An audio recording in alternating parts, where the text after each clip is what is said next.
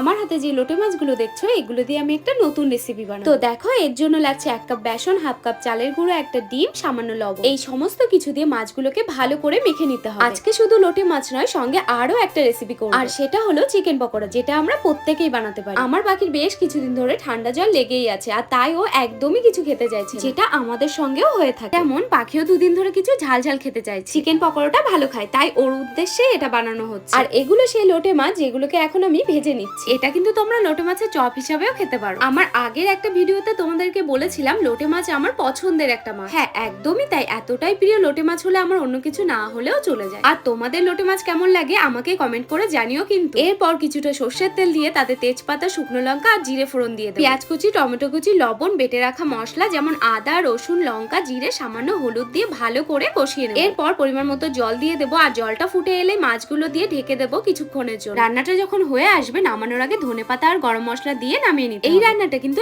একদমই সহজ, আর খুব বেশি হলে 15 থেকে 20 মিনিট সময় লাগে, মানে একদমই অল্প সময়। তোমরা কিন্তু রেসিপিটা একবার অবশ্যই ট্রাই করো।